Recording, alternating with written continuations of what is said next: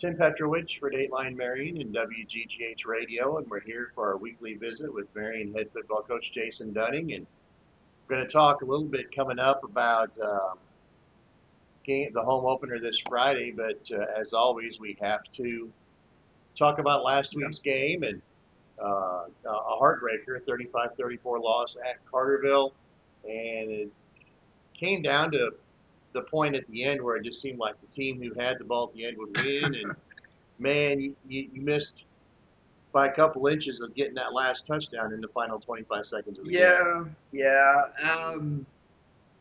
It just, I'm so proud of the guys because, we were down two scores twice at two different points in the second half, and the guys just kept battling back. And just kept trying to get the kids to play and give our offense another chance. And, you go back and you look at all those different plays and all the different snaps, and, there's lessons to be taken from that ball game. But, you look at it and go, man, what a point here, a point there, a stop here. Just so many different things throughout that game transpired. But I think it was a good game for Southern Illinois. It's a good game to start the what may turn into a rivalry between the two schools. But hats off to Carterville. They came out and they were ready to go, and I think they just made a few more plays when they needed to make plays, and we just I would have done anything to have about another minute on the clock, something like I that. don't even know if he needed that much. But you just look at all the different plays that happened throughout, and and I know people are going to look at the 2 point conversion, and I told the kids that you start bringing in the human factor of things, and you bring in calls of things. We've got the ability to slow things down and look at it at the high school level. That there's questionable calls here and there, and things just didn't go in our favor. But the Wildcats will regroup, and we'll get better from this and move on. Yeah, and I want to clarify the miss by a couple of inches, because everyone's going, well, you were inside your own 30 and or I think you were down to your own 17 to start that last drive and didn't get across midfield. But that first play, you had Sam over the middle, and feet got tangled up, and Sam missed that catch by just a couple of Just a inches. couple inches. That if he would have caught it in stride, he was behind the defense and probably would have scored. Yeah, he probably would have scored if he caught it in stride, and even at worst, I think that incidental contact again is another one of those things. But you say inches. There's another play, and most people probably did not have a clue, don't even know which play we're talking about. But when we're going for the last 2 point conversion, where we kind of had to do something, Junius is going to come out of the backfield on a little passing route. And it's something that's we start him on one side of the formation, he leaks out to the other side. And just as he goes, the snap just barely grazes him as he's going by. That too, yeah. And going, and again, and Coach Benoit did a tremendous job pointing out on film that if he's lined up 6 inches one direction, the ball clears and goes. If he's 6 inches the other direction, he probably makes it pass, and the ball clears and we go. And the way Carterville defended it, nobody accounted for Junie in the passing scheme. They decided to double Alex. They had Sam out there. We kind of had them. In a little bit of a quandary there, and Junius gets out, and it's a play that's in our daily package that we throw that route a lot, and I think we complete it, and I think Junie walks into the end zone, and it potentially changes the outcome of the ball game, and you have the talking about inches, and the referee signaled Blake's extra point out. And, again, only by, in his eyes, only by a couple inches, did he signal him out of bounds on that play. But it's 48 minutes, and the field is what it is, and, just things happen. You had momentum Going into halftime, you scored a late touchdown, took the lead. It was so important to be able to get a stop on that first drive, and Carterville snatched that momentum back, and it was doing what you were afraid they were going to do, take a long drive, keep the ball out of your hands offensively. They went almost 7 minutes and wound up punching it in for a touchdown to get back in the lead. And they punch it in, and you go back and you look at it, and your numbers, Petro, are just mind blowing when we look at them after the game, and to think we ran 3 plays in the third quarter. Oh yeah. 3. They scored. We get the ball back. We go 3 and out. Carterville takes it, and they go the remainder of the quarter. And it's like, my goodness, And then to think we scored 20 points in the second half, and only had the ball for 14 plays. 14 plays, and we scored 3 times, and it's a matter of inches on any of those 3 things, and you and I could be sitting here talking about a different outcome, but I do take the fact that to be down that late in the fourth, and our kids are still playing, our kids are still trying to make plays, even to the last even to the very last play of the game. Cal's trying to get something started and just throws the ball a little high because it was the only option.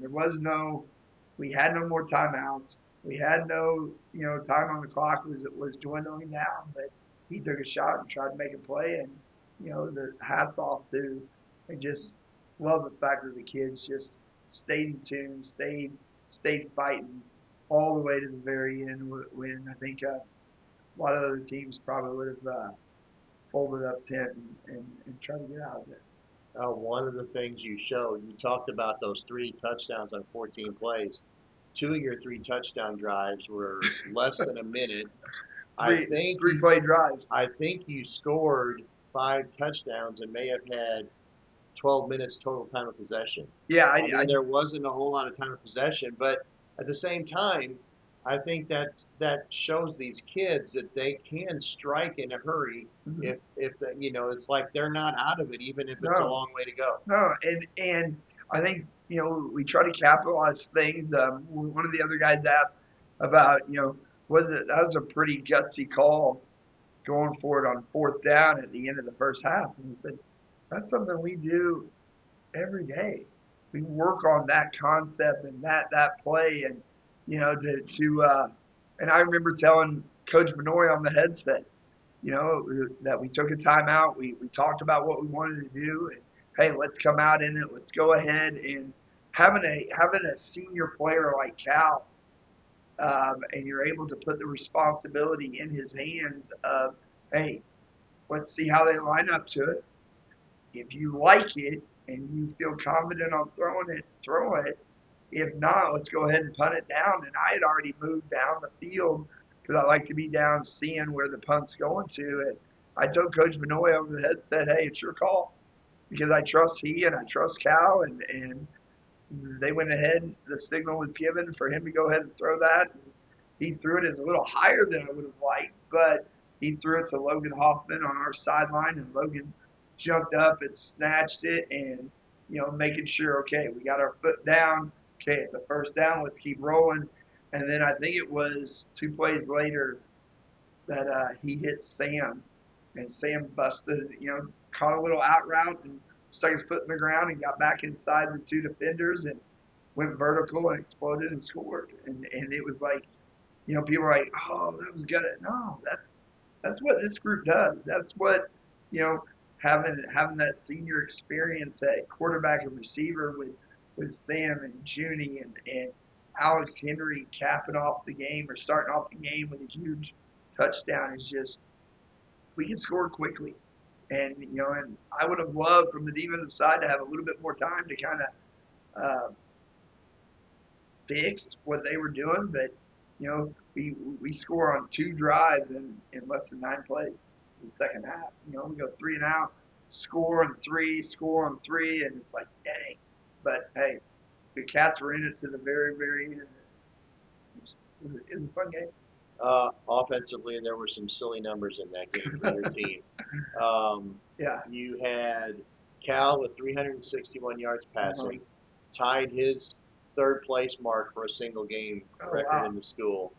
Also, it's the second best total of anybody in the state in week one, and it's the top number for any uh, quarterback out of the Metro St. Louis area for yardage pass. So good for him. big day for him. I know, the late pick. You talked about that.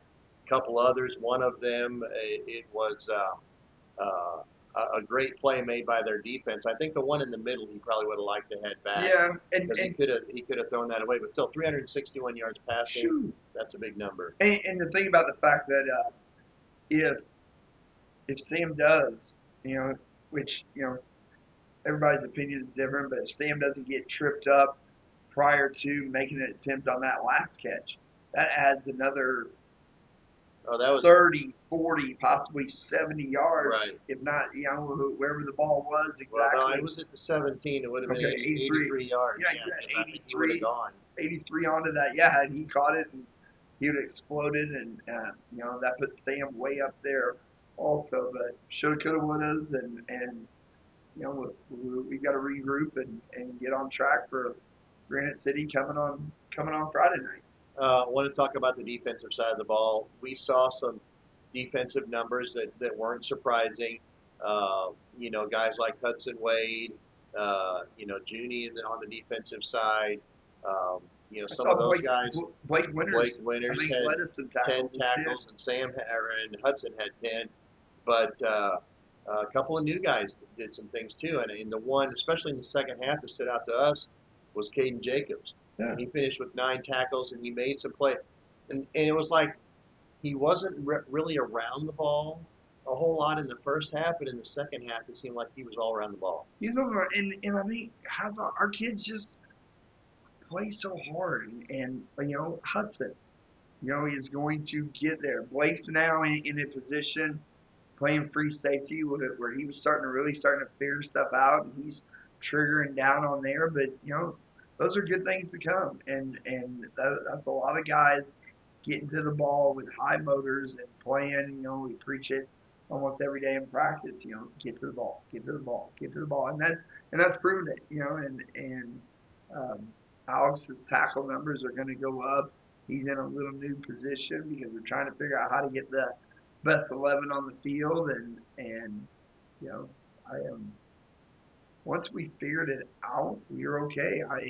Hats off to Carterville. I mean, they came out in the second half and put us in a little bit of predicament and gave us some looks that we hadn't seen. And that's the nastiness of week one.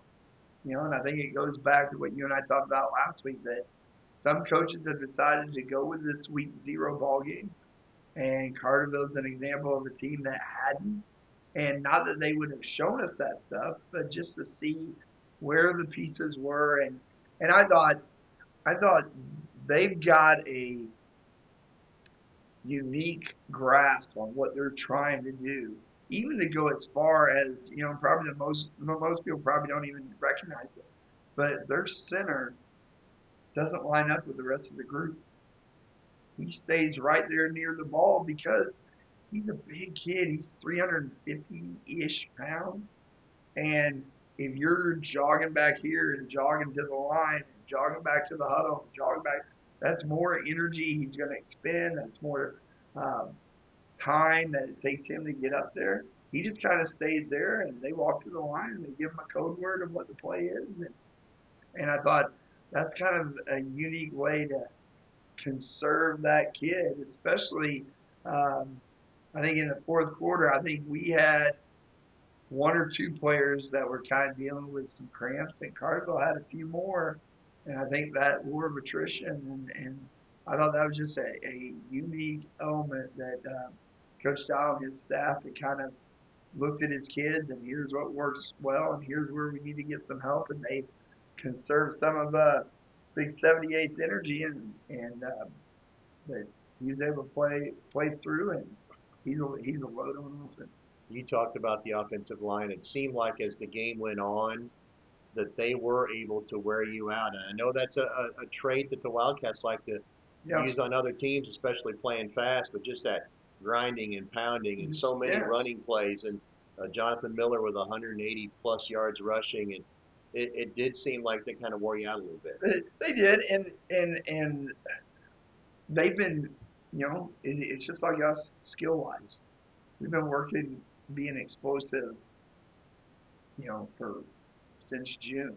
They've been working on this and their scheme, and I think Kevin Helfrich, their old line coach, and Wakey over there, those guys are good at what they do, and you know they've been working this and they understand what they're trying to do, and yeah, those big linemen just kind of wear on you, and we've got the first four that are okay, but even Cade and Malachi are not the biggest, stoutest, strongest kids. You've got Alex, who's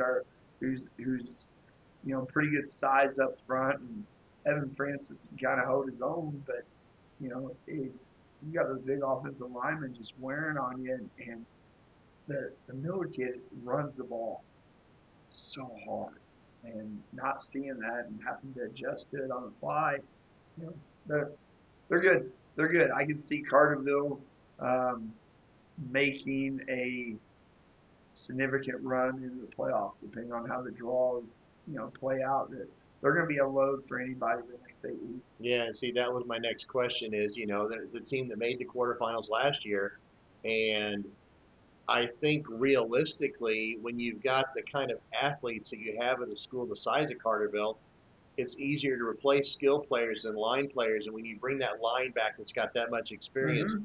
you know, size like that doesn't come every year. Mm-hmm. Skill players at a school like Carterville, you can get Yeah, a lot of you times. can So get it was easier for them to reload those skill players and bank on that offensive right, line. and Carterville's going to throw the ball enough to keep you honest.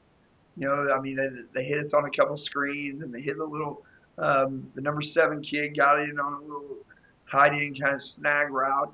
But hats off to the quarterback also. I mean, he about the time that you're keying on Miller, all of a sudden he pulls it and takes off, and he's elusive and shifty, and I think it's you really don't know until you get through that first ball game what you've got. You got an idea. I mean, we knew, skill wise, we could be explosive, but I think things are starting to really come to light on what explosive plays we're good at, what we can do, and we can kind of build from there. And I think the same thing for Carterville.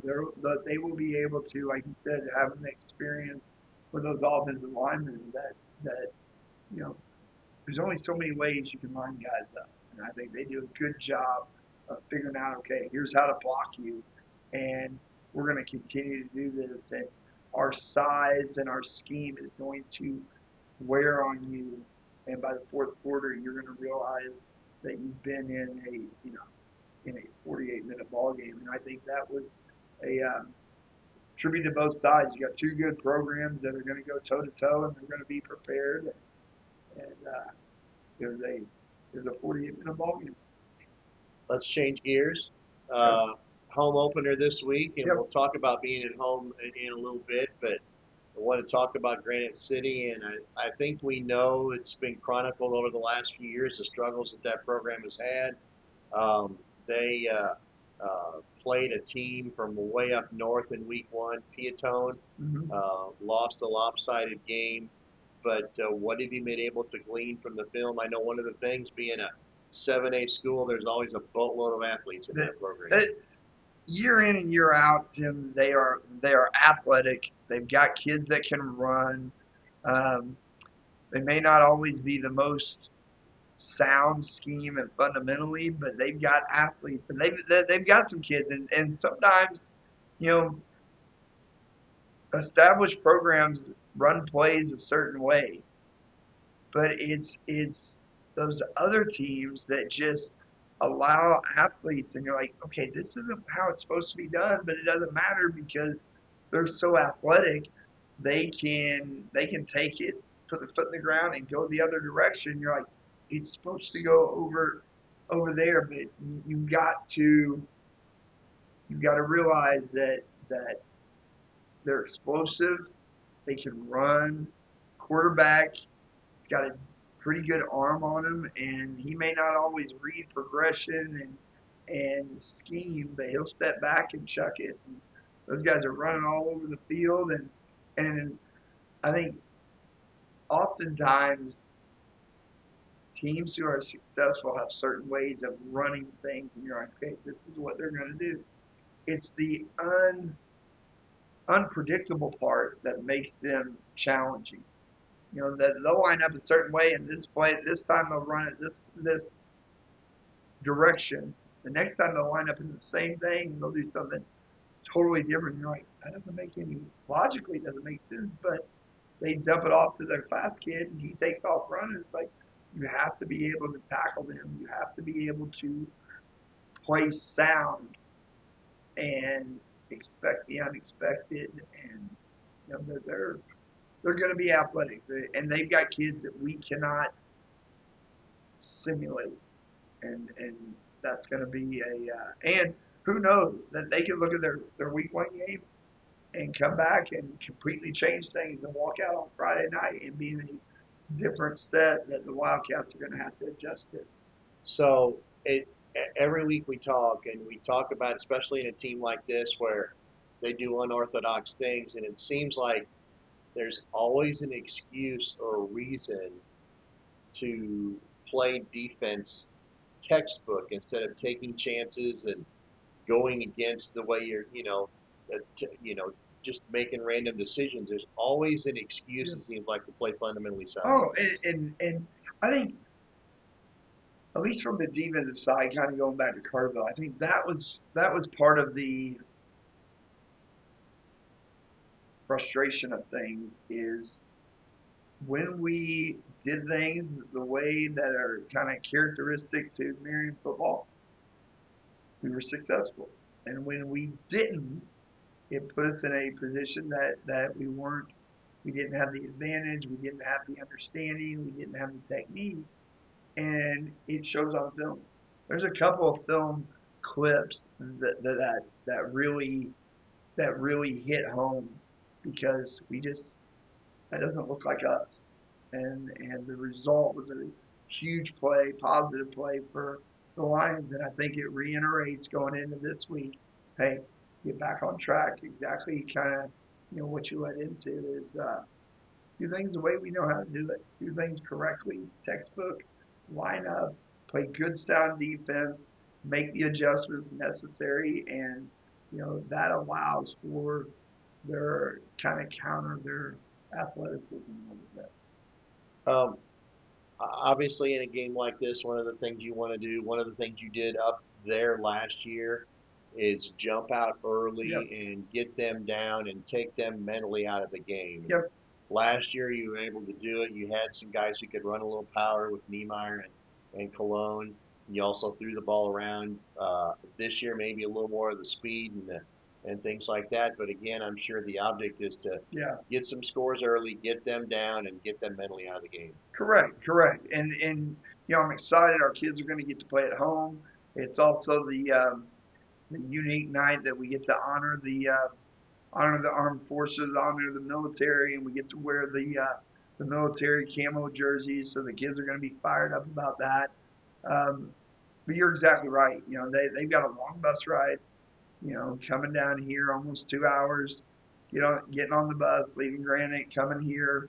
That we jump out early on them, and kind of the I guess mental reminder a little bit that same is true. We're going to jump out on you and get them down, and hopefully it's a night that we get to kind of right this ship and get that bad taste of the week 1 loss out of our mouth with some success and putting up points and a lot of kids getting to play and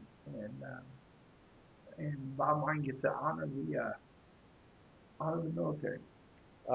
We see a little more running game this week, maybe. I know last week you were able to get the yardage with the passing game, and why go away? why go away from what works? But maybe see a little more Marcus, a little more Blake out of the backfield. Give them some opportunities. Maybe some Patton Stein-Soltz. Go back to the 50s. Go back to the 50s and a little bit of run game, but is one of those that Carterville we knew going in that the strength of their defense was those front six guys, and we tried, and we just couldn't really get but we were so close. You watch the film, and Skeet came out of his film on Saturday, uh, really excited because he's like, we were almost there, and you don't try to reinvent things. You just get better at what you're doing, and I've got total confidence in Coach Skeet and our offensive line, and they're going to get things figured out, and we need to because we've got a stretch coming up where the Wildcats are going to have to be well balanced on what we do, and we've got to have that run game. Maybe not to win and rush for massive amounts, but keep teams honest and have confidence that hey, third and short, second and short, we can pound the rock, get the first down, move the chains, and continue drive. You mentioned it's a Patriot game, and Yep. it's always an exciting game. And at halftime, any serviceman, current or retired, Love it. gets to come out on the field. And one of the unique things I noticed, or I came to understand, was the National Guard provides those jerseys. Mm-hmm. The school doesn't go out and buy them. The National Guard provides them. So we've got them, and actually, I think right before our interview is talking with Connor Brave and Bo Dietrich with the National Guard. They're going to get the jerseys to us, and yeah, and our kids they enjoy it, and we've had some big ball games in those jerseys, and I love when a couple of years ago when we played Cahokia, I wish we would have gotten the picture of our kids in the camo jerseys with the American flag in the end zone from the two fire trucks. And, I also want to send an early shout out on the fact that we're trying to start something kind of new at Marion and get the tailgate on the practice field kicked off. And hopefully that's an exciting thing. And I told the parents that kind of in my big picture ideas, if we can make that the place to be prior to kickoff, we'd love to maybe flip ends of the field where we warm up and do kind of like a walk through, take the kids out the front of the locker room, walk through the tailgate and enter in that west end of the field would be kind of neat if we can get that to be a new kind of tradition and having the flags out there and the military, but I enjoy just seeing that because so many times we get to talk to the kids about it, but here's a real life opportunity where the servicemen and women are out there, they're lining the sideline. We've done our talk at halftime. We come out, and oftentimes those kids will go and shake the hands of those veterans and get to kind of just take that in for a moment of the appreciation of what they do to allow us to play this game. And we use so many, from Coach Martin to myself, so many military type analogies when we talk to the kids. And we talk about being tough, and we talk about, oftentimes the kids will use, hey, we're going to war. Well, we're going to play a ball game. And these military, and some of our players, that's where they're going to head to the armed forces after high school. And this is just kind of a precursor that we get to give thanks. And we talk about, the Navy SEALs, and we talk about, Army Rangers, and how when things get tough, you fall back on your training. And so much of that is true about the game of football that, you're going to be faced with tough situations and fall back on how you've been coached and how you've been taught. And it's just so true about, that mindset that it's a opportunity where the Wildcats get to say thank you to those men and women. Patriot game aside, home opener aside, just talk about what it's like playing in Wildcat Stadium. Oh, it's so unique, and to be part of it for so long. And whenever we first came here, there wasn't much of an atmosphere.